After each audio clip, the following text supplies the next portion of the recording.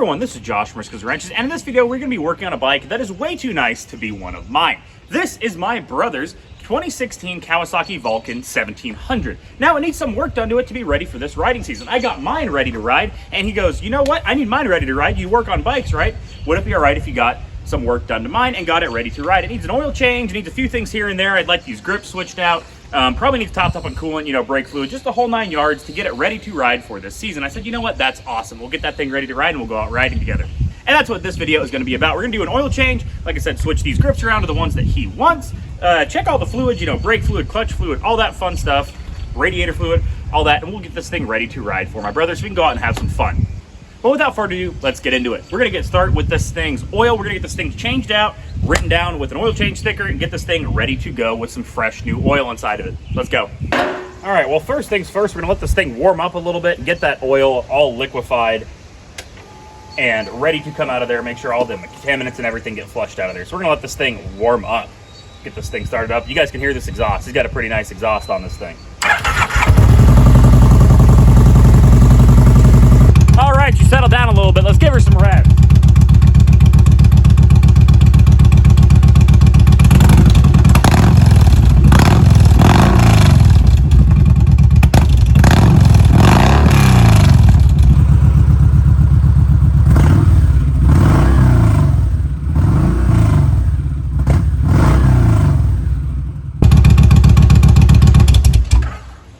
Alrighty, now that we got the age showing a little bit off the end of the cold, we can start changing the oil on this thing. You do want to let these things warm up a little bit before you change the oil. It just lets all the crap and everything get a little bit more liquefied before you drain it. You don't have to get it super hot, but just enough, a little bit of heat in there to make it all fall out a little bit easier. So we're going to pop the drain pans out there, let all that oil drain, then we're going to move on to the filter.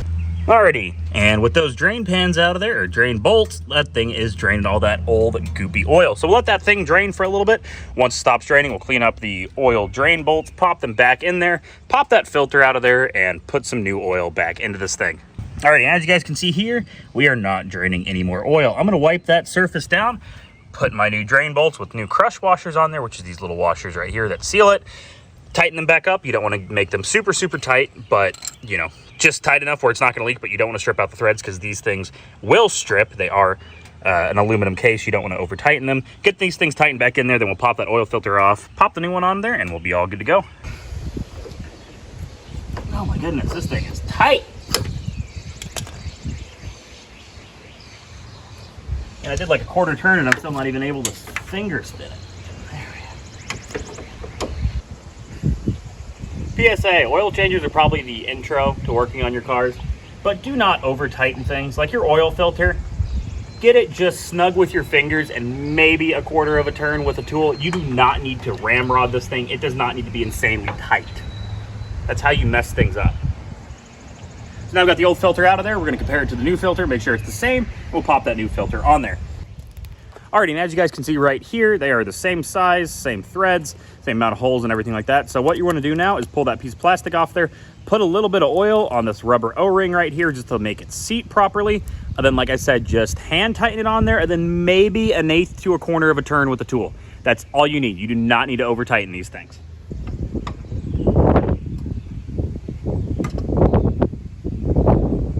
There we go. Perfect. Tight. It's not going anywhere. That's all you need. All right, now we can fill this thing back up with oil. So let's do that now.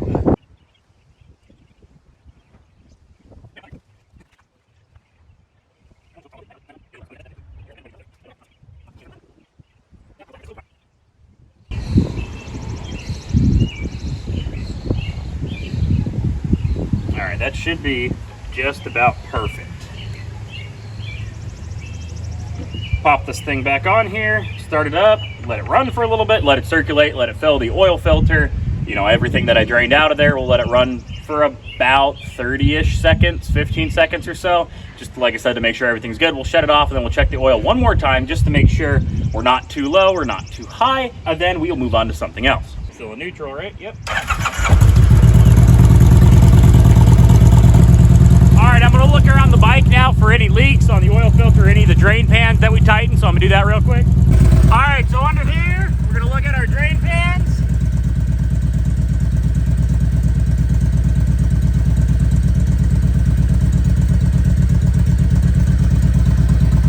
That's from when I changed it, but there's no obvious leaks there. Then we'll look up here at our filter.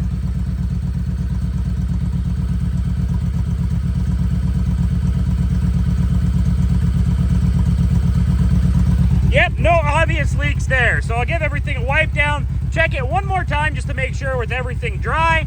Then we will check the oil and we'll be all good to go. Yeah, see? We went from about the middle of the stick to about the bottom of it. So we're gonna add that half a quart back.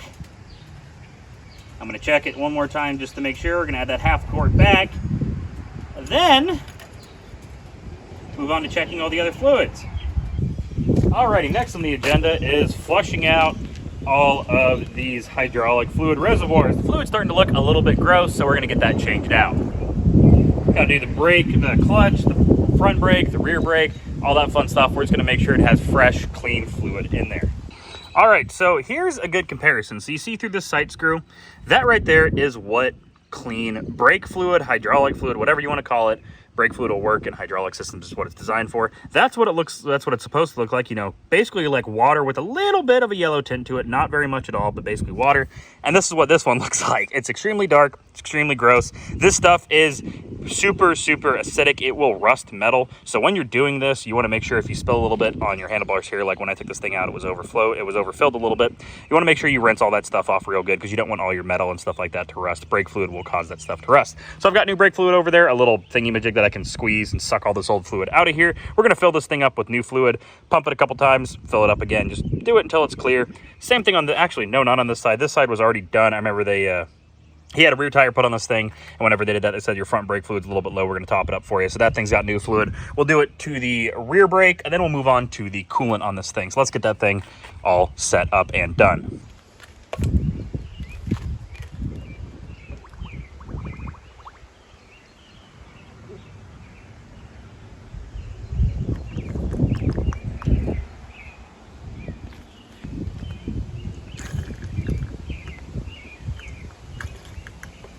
All right, there we go. Fill her up pretty good.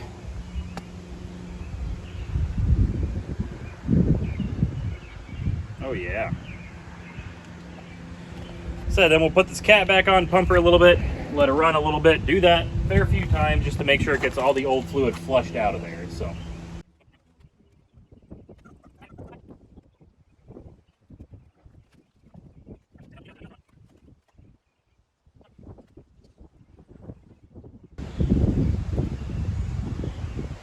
All right, kaboom.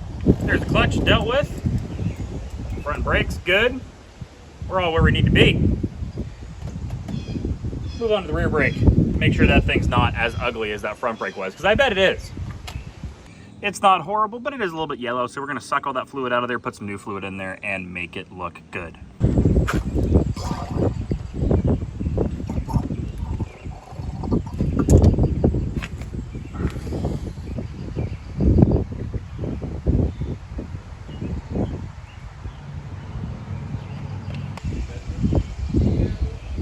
All right, that's done. So let me clean everything up, a little bit of starter fluid to make sure nothing's gonna rust.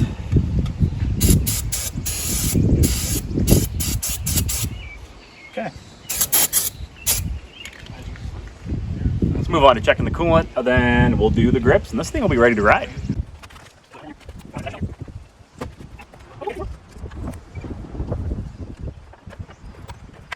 All right, there's our radiator reservoir, and we are a little bit low. So I'm gonna go get some coolant and we will add it to it. Actually, I might just put a little bit of water in there. That coolant looks pretty green. That's probably why he's having overheating issues. I wonder if whoever had this before didn't just fill it with straight coolant and not water. If you guys don't know, water is actually what cools your motor. Coolant is what prevents rust and freezing. Coolant is the green stuff or the yellow stuff, you know, whatever the coloring is. It prevents your motor from rusting up and freezing. It doesn't actually cool your motor. Water does. So there's a mix. Normally it's 50% coolant, 50% water. If you're in a little bit colder climate, you use a little bit more coolant. If you're a little bit of warmer climate, you use less coolant. Or if you're on a racetrack, most of the time they tell you to use no coolant. So if you get in a wreck or something happens, it's just water on the track. It's not oil, coolant, that crap that's messing up the road. So we're gonna add a little bit of water into there, make sure it's the actual correct water for this. You don't just want to put tap water in there. You want to put, I forget forget the name of it, but it's like the diluted water or whatever it is. I'll put a picture of it up on the screen here. I'm gonna go grab some of it, filled up that coolant, and then put the grips on. Well, this thing will be good to go.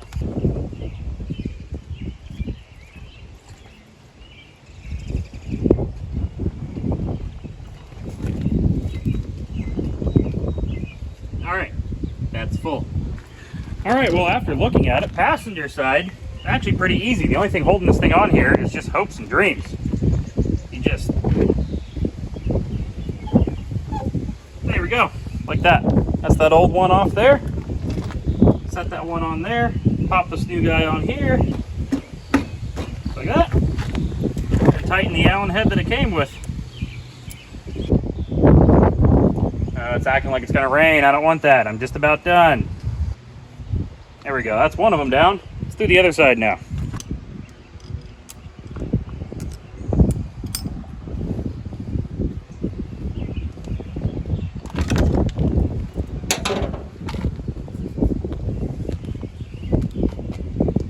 All right, this guy will pop all apart. Kaboom. Yeah. And we'll just gently take the old throttle cables out of here, like such, like such. There we go. Keep these around. I might use them for something. Don't know what for, but something maybe. Oh, there you go. Now you're playing nice. Well, you were. Let me see. Come on. Come on. Come on. Come on. Play nice.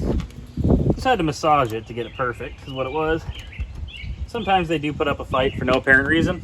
That's the glory of working on vehicles. Okay. Still doing good. Let me put the last couple screws on. Start it up and make sure the throttle's still happy. And if that's done, we're done, bud. All right, let's make sure the throttle's still happy. And if it is, we're done.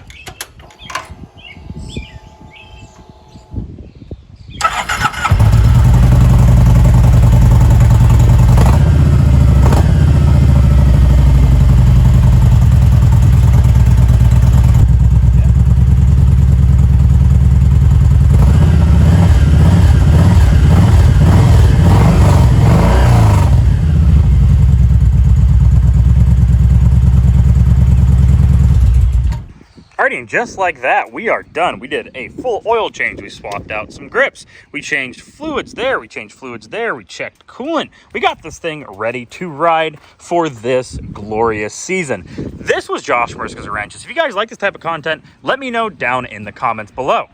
If you dislike it, dislike it. If you liked it, click that like button. If you guys like this type of stuff in general, click that subscribe button. We are a automotive channel. Hope you guys are having a great day, night, week, whatever it is. Hope you guys are having a great one. I hope to see you guys in the next one. Peace out. Bye-bye.